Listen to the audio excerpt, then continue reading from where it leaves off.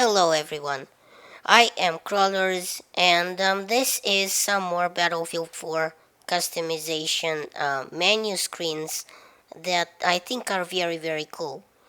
Um, Now I won't be going through every gun and every slot that Battlefield 4 has, and lets you customize, but the overall changes are really interesting I think.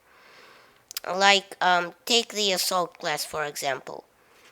Actually, before taking the assault class, look at the customization screen. I mean, it looks really pretty, doesn't it?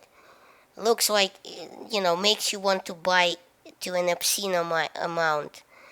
I mean, the whole look of the gun, customizations is more visual than in Battlefield 3. Somehow similar to Medal of Honor Warfighter, right? Alright, so assault rifles. You have four slots: the optic, barrel, accessory, and the underbarrel. You can also apply camo to the weapon. Uh, Now, I'm sure they didn't show us everything at E3, but here's what we got so far. Okay, so as far as the barrel goes, you got your standard barrel or a muzzle brake. And as far as accessories go, you have the option of an empty slot in every slot, obviously, and you have the canted iron sights, which are the iron sights on the side of the gun. If in fact you want to shoot all gangster style, you know, I'm gonna pop a cap in your ass, and or if you just don't need the magnification of the main scope.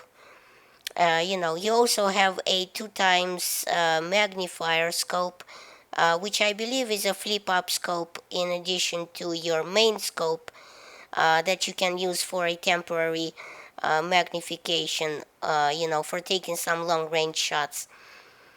You also have the green and red laser pointers, and to see my ideas on the green laser pointer and what it's for, please check out my previous Battlefield 4 video. I got some cool ideas that I think DICE should really play with. It's really cool. Alright, so now the underbarrel attachments. You have the option for a bipod, which obviously we all know by now from Battlefield 3. And you also have a vertical grip, again like in Battlefield 3.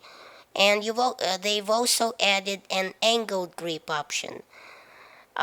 Essentially, it's a more ergonomic version of the front grip. Think P90's pistol grip handle. The shape is there to be, to get your hand more around it better. Pun intended this time, by the way. Now, another addition that they gave us is the life stats that change as the customization provides when you use it, as opposed to Battlefield 3 where you had to rely on memory and a description of the customization that was really non-existent, and how it changed the gun's handling. Now you can see everything up front, right at the right edge of your screen. In my opinion, it's a very welcome addition to the game itself. And obviously, you can also pick a camo. For a list of confirmed camos so far, please see my camo rundown video. It's only 2 minutes long, and I'll link it somewhere in the description. Obvious plug is obvious. Alright, so now let's consider the engineer for a second. Alright, so the engineer is wearing the same stylish baseball cap again as in Battlefield 3, and dealing out pain with the PTW type weapons. But I think we already knew that. No, what's interesting is, what really stuck to me, is the two gadget slots. Both seem to have the same selectable items, at least right now in pre-alpha, and you got your standard AT weaponry. The Stinger, not the Stinger, the repair tool, the AT mines, the RPG, the light anti-tank weapon, or a Stinger again. It would be fun if you'd use the Stinger on a tank, wouldn't it? I mean, it'd be like, oh, what the hell did you just throw at me? Alright, so what I wanted to say was when you select the RPG, read the description. It says that the RPG can now lock onto laser designated targets. So, the exact mechanic we had in Bad Company 2.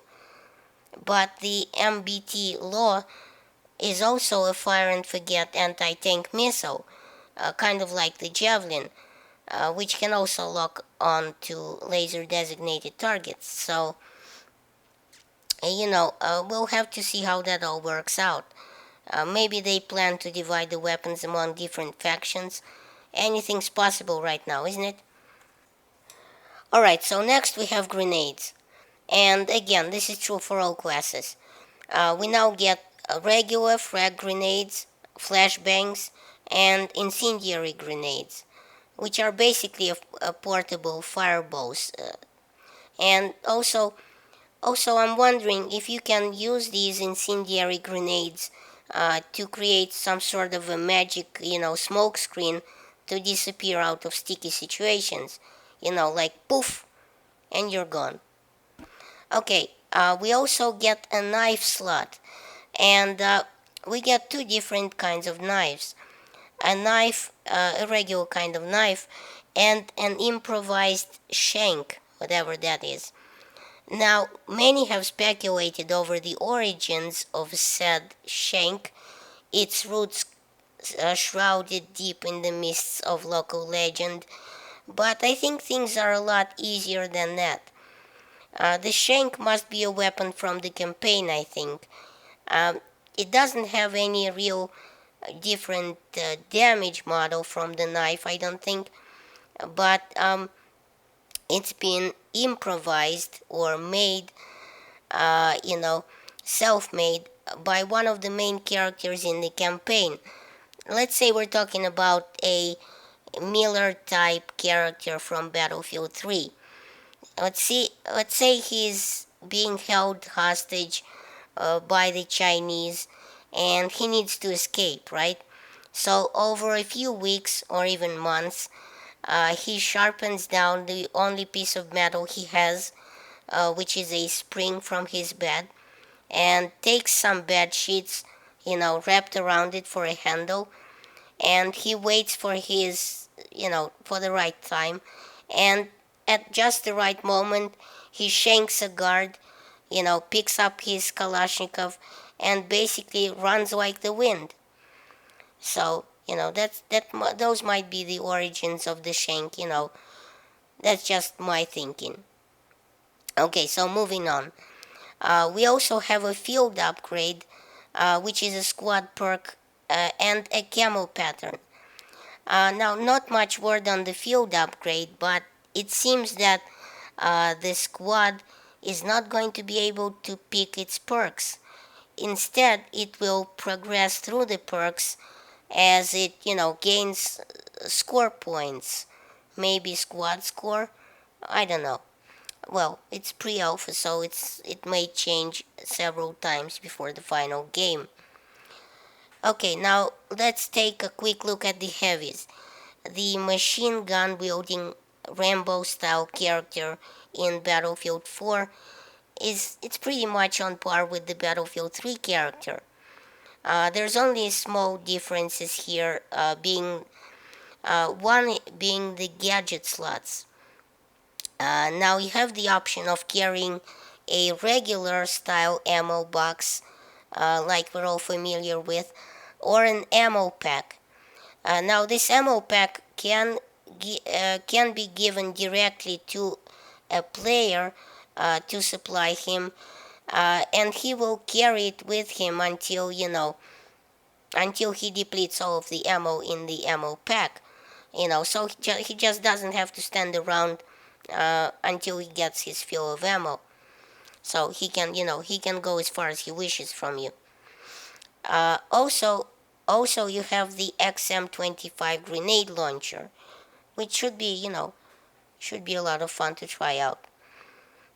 Okay, now real quick note about the recon class, as this video has gotten away from me.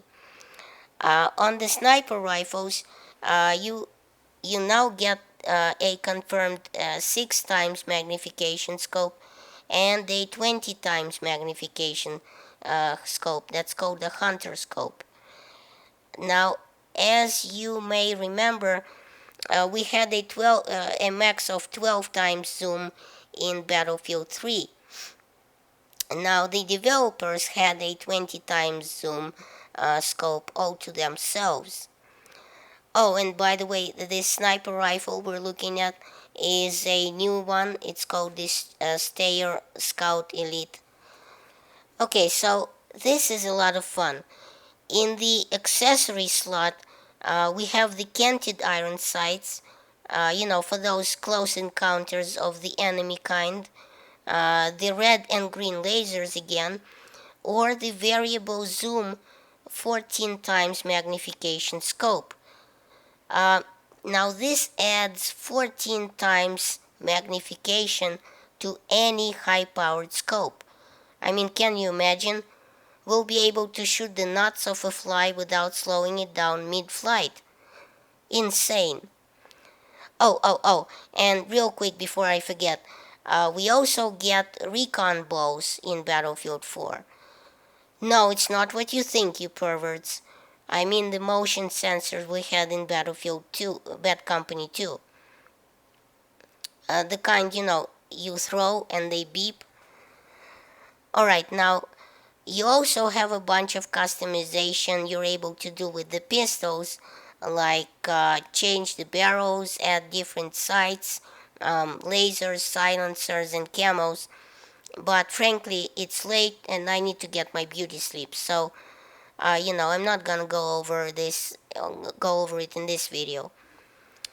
A medal of honor to anyone who stayed this long and listened to me rant. Thanks for watching, and please rate, subscribe, and stay tuned for more craziness. Thanks.